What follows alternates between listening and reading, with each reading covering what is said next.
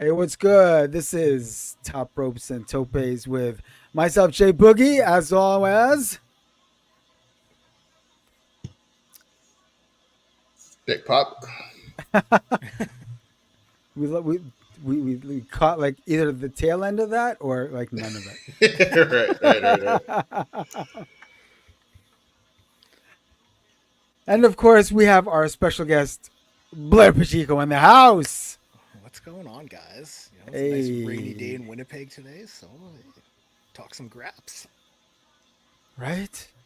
Yes, exactly. Just before we went live, we were talking some Wrestle Dream predictions, but for this specific episode, we're going to dive into Netflix's Mr. McMahon docuseries, which obviously is streaming right now on Netflix and is an interesting watch. Mm-hmm. So right off the top, let's get a rating from y'all. I want to get an out of 5 rating. Ooh, I mean, I because I've been a wrestling fan for so many years, and all of this stuff. Like there, to me, there was very little new things that came. There was some, Yeah, but a lot of it was stuff that you've known and heard before. So yeah, if I'm going out of five, I'm giving it like a 2.5 out of 5. yeah, yeah.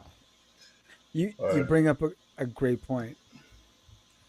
yeah, I think that, 'cause, yeah, that was sort of my biggest hurdle, or at least question, is like who is this documentary for? Um, because under the lens of of a wrestling fan who lived through the '90s and has sort of seen virtually all of these stories. Yeah, I mean, there wasn't really any new revelations that most wrestling fans didn't know. So on that grounds, I'd probably give it a 2.5, 2.75. But Looks it's on Netflix, and I would imagine the target audience are people who are casual fans or who don't really know the ins and outs, and under those lenses, it's probably maybe a 3.5, maybe 3.25. So I mean, I'll go somewhere in the middle. So while I didn't really learn anything new, it was interesting in some points, at least just hearing him, you know, try to justify some of the shitty things that he's done. Um, hmm because I mean, Vince as a person, doesn't speak very often, so that was interesting in and of itself. But obviously, with the lawsuits and everything we've sort of come to find out about him, I mean, a lot of it kind of being an open secret, but it's like you can obviously tell that. Not that this is a puff piece, but it was sort of designed to highlight Vince in a certain way before all of the lawsuits became public knowledge. So I don't know. It's interesting, and I feel like the directors kind of, I don't want to say they threw the people giving interviews under a bus, but yeah, I mean some of them ended up looking kind of terrible afterwards. I wonder at because with WWE moving Raw to Netflix, and you're gonna get a lot of more casual fans checking into this. So I wonder how much of it is Joe Blow cruising through Netflix, sees this McMahon doc. Maybe he was a fan back in the Attitude Era, and he's like, "Oh, I'm going to check this out." So he goes, starts watching it, and then he's seeing all the just shitty things that Vince took part in, and even towards the end, hmm and then it's like, "Oh, okay, now he's no longer here." And I wonder how much is going to be almost like for WWE hoping that okay, maybe we can get some of these lapsed fans who they see what Vince did, but he's no longer here. See what we're all about now. Come check us out now.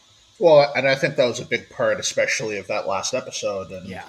and I don't know how we want to get into it, if we want to sort of go episode by episode or kind of just talk about it in a macro sense, but yeah, I thought that the they effectively, told the Vince story, and they low key kind of buried him a bit the last episode, and kind of like, okay, well, he's gone now, but look, business is booming, but Mhm. look, you know, all the talent are happier, and things are peachy. Like, um, I'm not going to accuse the directors of being kind of self-serving, but the I mean, WWE, the company, kind of looked like baby faces in the end. Yeah, I'd have to agree with you. This definitely felt like marketing for WWE appearing on Netflix. Um, Even though this was being shot, like we don't know when they started dealing with Netflix to try and bring Raw over there, whether it was while this was being shot or after it. Oh, I'm sure the conversations must have started well before, or at least before they decided to revisit the doc, because they, Hmm. from what I understand, they flat out canned it when the news dropped, Yeah. and I don't know. And I guess once they started, I'm guessing that once talks started getting serious, and it's like, okay, well, it's a new regime, it's TKO, it's business is booming, and and kind of the spirit of the whole Triple H era is that, like, this isn't Vince's WWE anymore. So it, you kind of killed two birds with one stone. It they told a story um, about just WWF leading to Vince's ouster, and effectively things are better now creatively, if nothing else, and it's almost like a great advertising tool for January, Hmm. once Raw moves to the network. And I read today that apparently over in Peacock they're under the understanding or belief that, once the SmackDown deal comes due, in 2026, I think, or whenever it is, that SmackDown is probably going to jump to Netflix too. So, Oh, I mean, don't quote me on that. That's kind right. of that's what some of the dirt In sheets the are, wind. were Yeah, in saying. the wind. Mhm. Definitely. Yep. Yeah, I think uh, I think Meltzer, or like the Wrestling Observer, said that. So take it with a grain of salt. Of course. Of course. Even if it's from Uncle Meltzer. Boy. Let me ask you this. I don't care what anyone says, man. I love Dave, and Oh, yeah. He's Yeah. so he was entertaining. he was especially hilarious in this in this Oh, series. yeah. He was good in it. Like just He was the cooking. talking about WrestleMania 3, that was the big one because Yeah. you had everyone dropping 93,000 Hulk with like Yeah. very 93,173, and then Meltzer the next scene being like, no, it was like 78. That might have been Yeah. my favorite. That might have been my favorite part. Kind of, you have Hogan there who's just lying his ass off every chance he gets, Oh, and uh, God. and Oh, Meltzer my God. effectively fact checking him like Yeah. 20 seconds later. Yeah. Bravo. So did the docu-series give you a better understanding of Vince McMahon, or was this him playing Mr. McMahon? For me, and they sort of asked the question at the end, like, like, who is Vince McMahon, and they say that all of the best wrestling characters are just themselves, cranked to 12, and I think Mr. McMahon, Vince McMahon are effectively one and the same.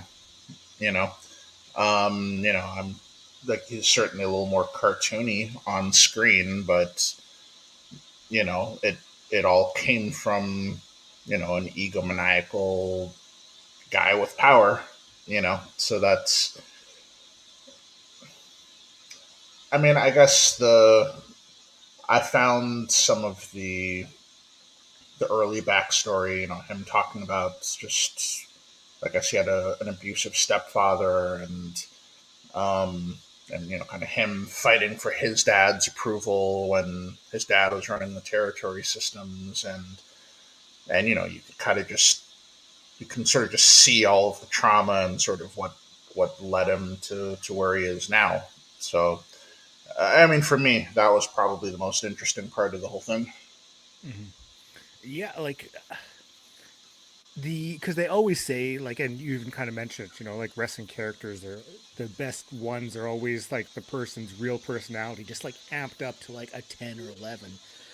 But like with McMahon, it's obviously his on-screen character was always pushing on like a 20, but like I feel like the Vince McMahon outside of it, like he was just like a slightly dialed down version of that. Like it's watching just how his character in the ring. And then you hear all the stories, even with the Janelle Grant lawsuit now, and you see just all the way that they like Mm-hmm. just dehumanized women for so many years. And Yeah. it's like, Yep. well, obviously there is more to him outside of this ring. Like pardon my French, but obviously he is just a massive piece of shit. So Mm-hmm. Yeah. like it's just one of those things that just blows you away when you start thinking about like him as a human. You watch how he is on screen, but then you hear all the details from everything that's going on with Janelle Grant. You hear about the text messages and all the stuff, and you're like, this is just it's disgusting. And like I think that was like one of the big kind of like I don't want to say takeaways for me, but like just like it kind of like the dots started connecting a little bit more. Like you always thought like, okay, yeah, he wasn't a good guy, but it's like no, he was a despicable human. Yeah, the impression of him certainly didn't change, from the beginning of the series to the end. I mean, it's the same opinion that I had of him, no matter what.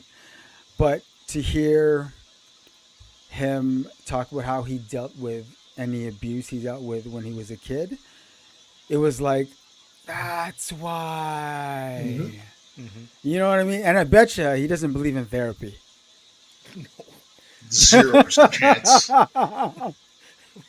Oh, and I just know Stephanie has been trying to get him to go for years, and he probably just like laughs it off. Yeah, Mm-hmm.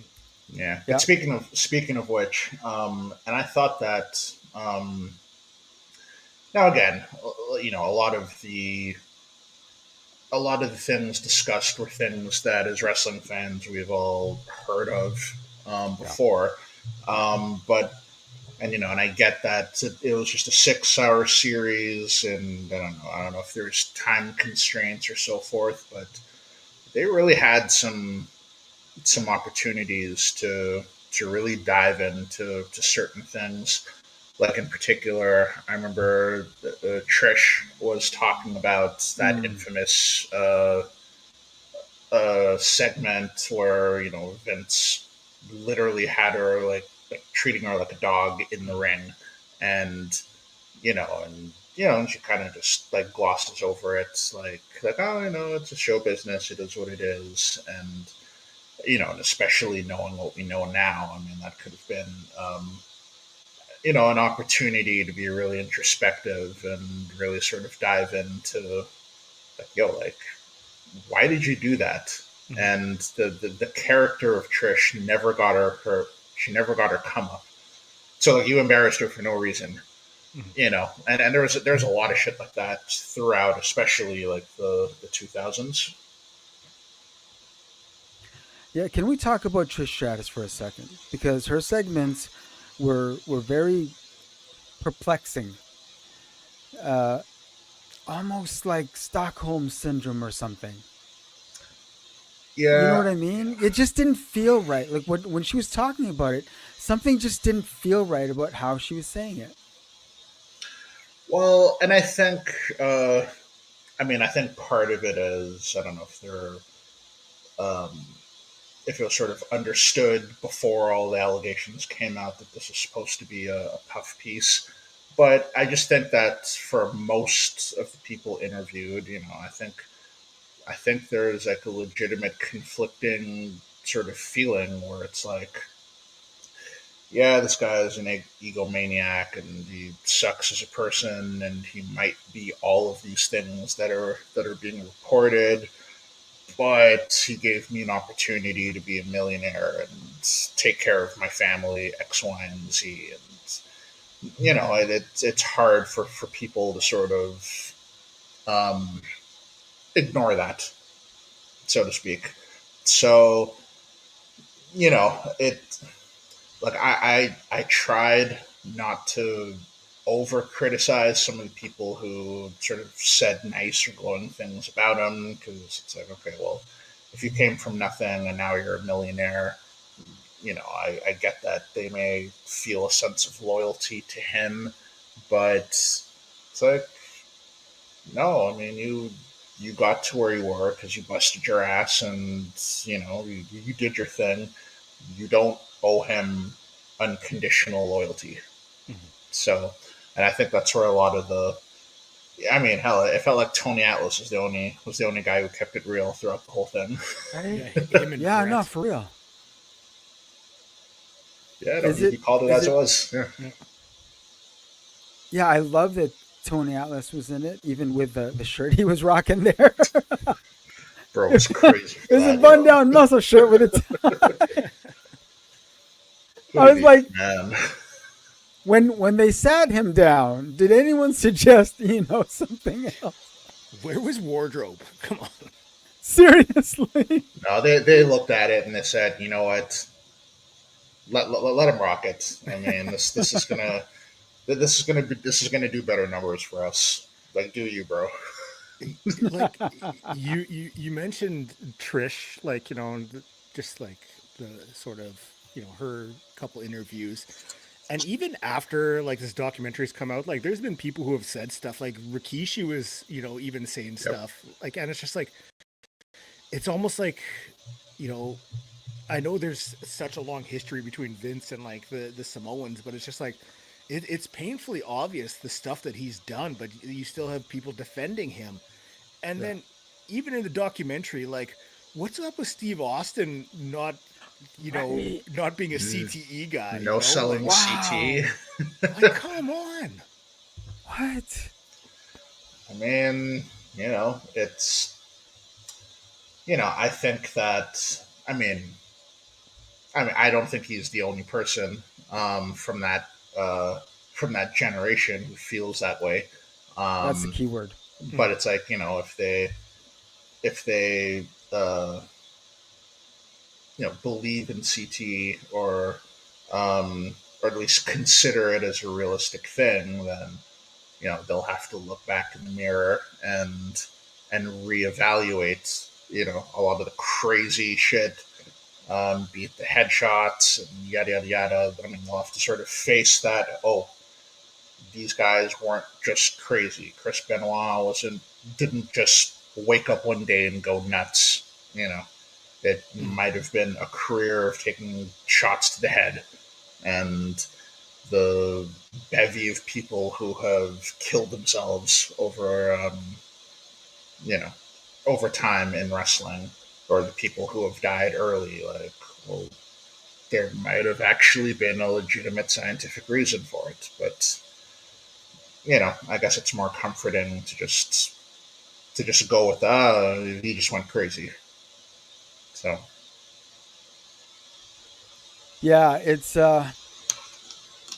that was also perplexing for me. But I mean, you mentioned I definitely think it's generational because well, Steve Austin is he 59, 60, it's got to be pushing 60 now. something like that. So from that generation, I honestly wasn't too surprised when he said he didn't believe in CTE. He just thinks they weren't working safe. You know what I mean? Because I'm sure people have tried to talk to him about it. And if you're stone cold, you're gonna stone cold, right? I Do Yeah. think you? like, or sorry, go ahead. No, go ahead. I was gonna say like the biggest I think surprise out of watching this was just hearing about his relationship with Shane. But then like Mm. it started making sense just the way like when you look back at Vince's history and like how he was treated by his Yeah. stepfather, by his father, and then like he put all of that on Shane as well. And you're sitting there almost hoping that like Shane is the one who's broken that like generational trauma Yeah. and like not Yeah. passed it on to his kids. And I fully Yeah. believe that he is because just of it's a different age. And it's like Yeah. that was one thing that I'm watching. I'm like, he was like terrible to Shane. Yeah. That was Oh, he tough. was terrible. He was terrible to both of them. Yeah. But yeah, but especially, and and I think, and I don't know if it was by design, but the two McMahon kids, came away looking, looking much better, Mhm. in my opinion. Were you were you surprised that Linda McMahon made an appearance? I actually was. I mean, from what I understand, I mean, she played a pretty important role behind the scenes. Um, but I mean, as an on-screen character, I never really cared much for her. But I was always especially intrigued at just the family dynamic, and obviously, like if you work in Hollywood or in acting and you have a spouse, and you may have to do a scene where you're kissing another woman, or Yeah. you're Yeah. with another partner, and and I just sort of found it fascinating, like, and I almost like forgot about it at the time, but yeah, I mean, they did a whole ass program where, like, Vince would be like making out with Trish and shit, like right in front of her, like while she's like in a Right. wheelchair and shit, and and and so they kind of just went with, oh, it's acting, it's La no di big da. deal, but la di da. Yeah. But Yeah. in the aftermath of obviously everything that's come out, it would have been very fascinating to hear her 2 cents on it, which obviously she was never going to speak on. But I mean, Vince. I mean, Vince is a known womanizer, as a TV character, and from all accounts, behind the scenes too. And so, like, does she just not care? Does she just, you know, or does she care and just doesn't say anything? That's kind of one of those things that I would have been interested to find out more about. Well, they're divorced now, obviously. Um, Are they? I I think they're still aren't together. I'm are sure they're they? still I thought they together. Yeah. divorced. No, They're just living apart. I think that's all it is. Whoa. Yeah, I because I thought mean, they were living she's apart because they still, divorced. yeah, because she's still carrying that last name. So Whoa. Damn. I really thought because they've been living apart for some time now. Yeah, it's been quite a few years if I'm not mistaken. Yeah. Whoa. Okay. I guess just another typical McMahon thing. That's just so weird, man. I'm sorry. That's just weird. it's and we sort of do this thing where we're trying to sort of picture that sort of dynamic, and in like in our lives and with our Yeah. loved ones, Yeah. and and you kind of just have to remember, like, wait, like this is like a pro wrestling family, like a legit pro wrestling family. Like, Yeah. the rules clearly do not apply to them for things that may Clearly. be deal breakers for us or people that we love and care about. You know. Mhm. Clearly. No, yeah, that's so very true. We are talking about, Barnum and Bailey of wrestling, those two. So Yeah. that makes Great. perfect sense. The one when you're walking away from the docu series, did you feel like it had a good closure, or did it feel a little open ended? Um. I know that's a I mean, leading question, but no, for sure, for sure.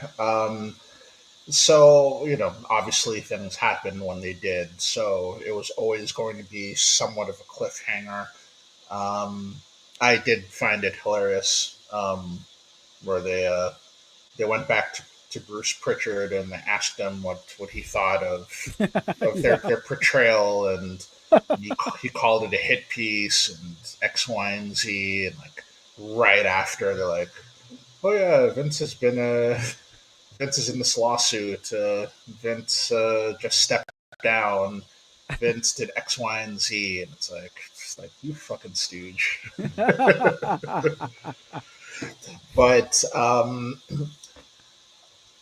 but I mean, I guess given the circumstances, I mean, I think it ended the way, like the best way that it could have. You know, they really sort of kind of just, let you know about, the lawsuits and things happening, and they kind of just like forced you to come to your own conclusion. Um, so so yeah, I mean, the one thing that I think everyone wanted or didn't want was for him to come out of it looking like a Superman, or like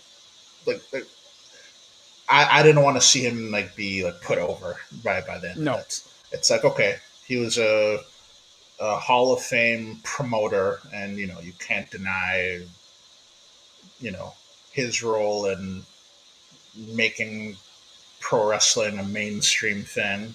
All right, cool. You get your flowers for that, I guess. But we we can't forget this guy was a piece of shit. Yeah. Like that has to be the ultimate takeaway. Yeah, like Yeah. I dropped a podcast. We talked about a little bit about it, and um, the guest I had on, he's like, "What do you think his like the biggest legacy from Vince is after watching this?" And I said that he was important, that he'll always be remembered for bringing out some of the best things in professional wrestling, but he will never be forgotten for the absolute terrible things that he has done and those things that continue to come out. Mm-hmm. Yeah. That's a great way to put it. Similarly to Chris Benoit, you know what I mean. You can talk about how great of a performer he was, but it's always going to be clouded by what happened after. Facts. So it is what it is. Interesting watch. I don't know that it was altogether necessary, but I think, as mentioned previously, it's a great, for the casual, and it'll definitely get them to watch Raw. At the very least, check in one time. Okay, what is it like now after watching Yeah, that doc? Mm-hmm. for sure. Anyone who stopped Yeah, watching and sees that, and like for at least most of it, and I understand that the two are always forever intertwined, but it effectively was a WWF documentary Yeah. yep, for most of it. So exactly. you know, WWE has done like what, three different documentaries about the Monday Night Wars. It's like, oh, this again. Yeah, Um, Mm-hmm. so that's. But just as a fan of pro wrestling history, like I yeah, watched it. I yep. knew what was going to happen.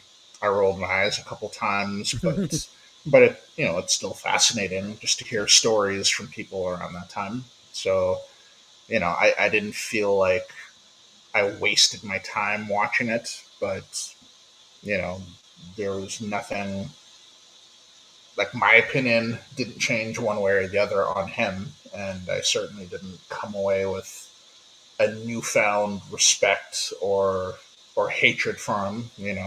Like I entered and exited with the same standpoint. Mm-hmm. Yeah, agree completely. Agree completely. Yeah. Well, yo, thanks, fellas. It was a good one. I'm glad we got to sit down and talk about it, because I knew that we had to just touch on it, because it was, like you said, for wrestling history, it was an interesting watch. Definitely. And now I'm gonna bid you adieu. As we all know, Wrestle June will be starting in half an hour. Time to snack up and get our thing on, fellas. We might have to touch base again about Wrestle Dream. We might have to. I'm I'm saying. really really looking forward to this card. Yep. Always down. Yep. All right, fellas. Enjoy the pay per view.